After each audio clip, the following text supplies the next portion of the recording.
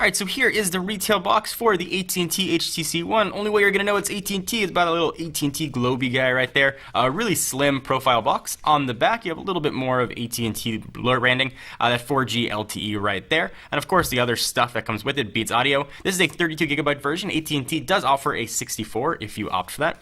So I'll run you through all the specs here. When last we unboxed the HTC One, we did it in a pre-production version. We since had a retail version. We didn't do a separate unboxing for that, but since this is a full carrier one, we thought we'd show you what was going to come inside. And as a refresher, our review of the HTC One is really overwhelmingly positive. It got a 9.5, and it was one of my favorite phones of not just the year, but the past few years, and a phone that I would really happily sign a 2-year contract for. So we've got a quick start guide for, you guessed it, getting started quickly. We're going to update our review to reflect LTE usage and how it affects battery. Actually, by the time you guys watch this video, we're filming this a few days before the video is going to go live, we'll be able to show you what that battery drain is with LTE. So we got this a few days early. All right, so there is texting and driving. It can wait. Push it off to the side for just a minute. We'll run through all the specs in a sec. We've got a SIM removal tool here. We've got some limited warranty stuff. HTC stickers for getting yo HTC on. We've got some headphones, which actually look to be pretty nice.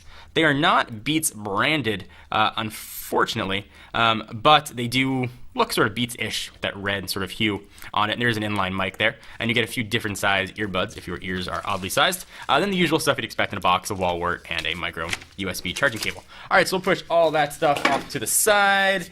Take a look at the phone itself. Let me run through the specs as I peel off all the plastic. All right, so we are looking at a gorgeous 1080p screen. It's 4.7 inches, so it's 1920 by 1080. Being powered by a Qualcomm Snapdragon 600 chip. It's 1.7 gigahertz, in case you are wondering. 32 or 64 configurations. Ours is obviously the 32, as I mentioned. There is that 4 ultra-pixel camera on the back. We did a full video comparison, and picture comparisons as well, showing how that worked in video and stills against a ton of other phones, including the Droid DNA, the Lumia 920, and several others. So links to all of our HTC One coverage can be down below in case you want to see how well that works. Other niceties that this has is 802.11 B, G, N, and AC here, and there's a lot of other sort of pretty cool things packed into the phone. You've got an IR sensor on the top and really incredible build quality. The video doesn't really show how nice this phone actually feels in the hand.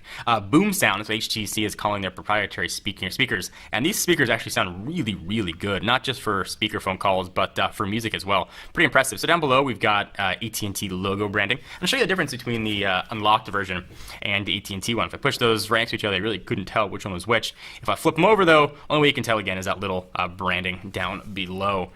So overall, this is pretty much the same phone that we saw and we did our full review. But as I mentioned, we've got a couple days head start before we can actually publish this video. So by the time you guys see this, I'll be able to report back how battery life is being affected by LTE, as the unit we tested was just HSPA plus support. So anything you guys want to see about the AT&T specific unit, please leave your comments down below. Give this video a thumbs up. We'd most definitely appreciate it. I'm John Ranger from Techno Buffalo, and I will see you guys in the next video. Bye-bye.